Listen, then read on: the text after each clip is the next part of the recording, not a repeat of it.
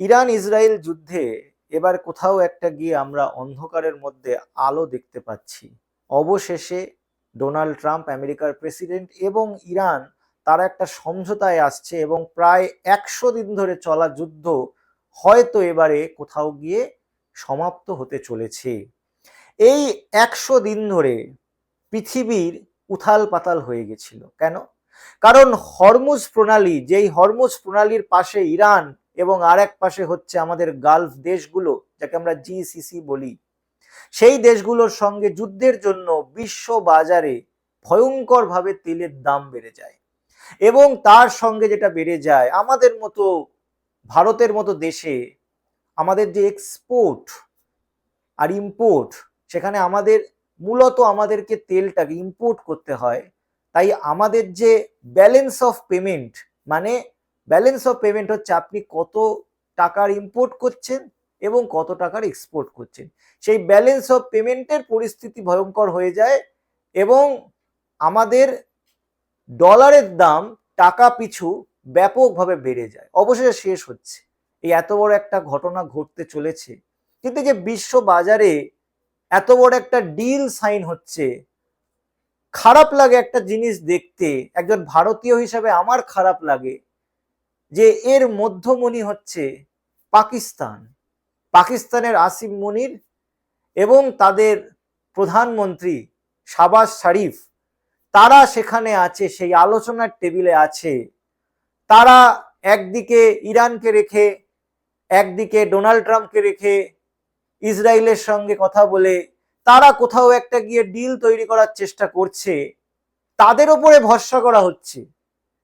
কিন্তু ভারত, যারা আমরা এখন বিশ্বগুরু বলা হয়, সাউথ এশিয়ায় সবচেয়ে প্রভাবশালী রাষ্ট্র, যারা চায়নার সঙ্গে নিজেদের কম্পিটিশন করে, চায়না আগে না আমরা আগে, আমরা কোনো কোনো ক্ষেত্রে পিছিয়ে যাই, কিন্তু তাও আমরা সেকেন্ড বয় চায়নার পর।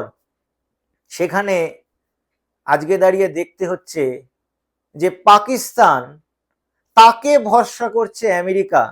যেই আমেরিকার প্রেসিডেন্ট ডোনাল্ড ট্রাম্প প্রতিদিন 10 বার করে এটা বলে যে নরেন্দ্র মোদী তার প্রিয় বন্ধু, যেই ডোনাল্ড ট্রাম্প বলে যে সে ভারতকে খুব ভালোবাসে, এবং যেই ডোনাল্ড ট্রাম্পের উদ্দেশ্যে আমাদের ভারতের প্রধানমন্ত্রী নরেন্দ্র মোদী বারবার করে তার ভালোবাসা জ্ঞাপন করে যে এমন সম্পর্ক ভারত আর আমেরিকার অতীতে কখনো আসেনি, এত নিবিড় সম্পর্ক, এত বন্ধুত্বের সম্পর্ক। কিন্তু তারপরেও বন্ধু ডোনাল্ড ট্রাম্প আসিফ মনির এবং শাহবাজ শরীফের ওপরে ভরসা করে, তার বন্ধু নরেন্দ্র মোদীর ওপর ভরসা করে না। ভারতীয় হিসাবে এটা আমাদের দেখতে কষ্ট লাগে। আজকে এই পাকিস্তান, যাকে আমরা বলি ফেল্ড স্টেট, টেরারিস্ট স্টেট, যে হলো চীনের সবচেয়ে কাছের বন্ধু, সেই পাকিস্তানকে আমেরিকা এত গুরুত্ব দিচ্ছে। যেই পাকিস্তানে ওসামা বিন লাদেন ছিল, আমরা সবাই জানি, যেই পাকিস্তানে ওসামা বিন লাদেনকে হত্যা করতে ব্যারাক ওবামাকে নেভি সিল পাঠাতে হয়েছিল, তা অজানা নয় আমাদের কাছে। সেই পাকিস্তানের প্রতি নরেন্দ্র মোদীর বন্ধু ডোনাল্ড ট্রাম্পের এত প্রেম, কিন্তু ভারতবর্ষ কোথাও নেই। কোথায় আমরা হারিয়ে গেলাম? বিশ্ব রাজনীতিতে কেন আমাদের গুরুত্ব এত পড়ে গেল? কেন ভারতকে আর গুরুত্বপূর্ণ আলোচনার কেন্দ্রে রাখা হয় না?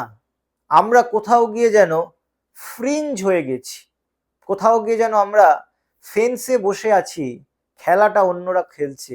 এবং সবচেয়ে খারাপ লাগে যখন দেখি পাকিস্তানের মতো একটি দেশ খেলার মাঠে খেলছে, আর আমরা ভারত, আমরা গর্ব করে বলি 5th লার্জেস্ট ইকোনমি, আমরা মাঠে বসে পপকর্ন চেবাতে চেবাতে দেখছি, আমরা সেখানে অংশগ্রহণ করছি না।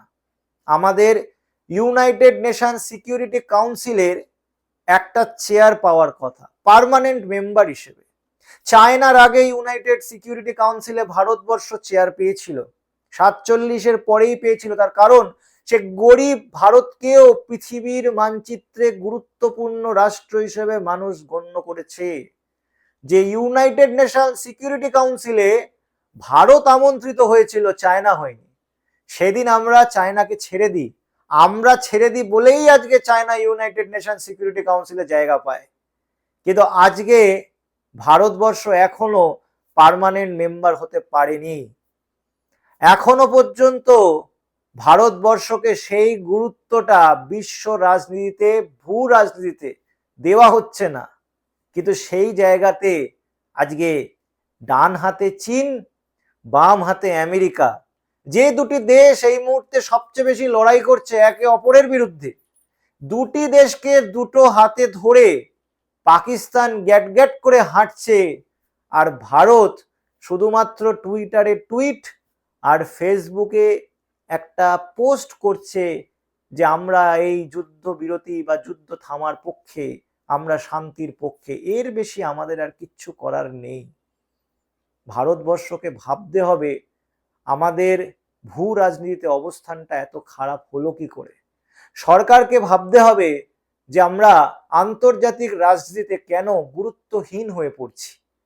এই জিনিসটা যদি আমরা না ভাবি, তাহলে বিশ্বে ওই পঞ্চম অর্থনীতি হয়েও কোনো লাভ নেই। কারণ ভারতের গুরুত্ব পৃথিবীর অন্য কোনো দেশ দিচ্ছে না।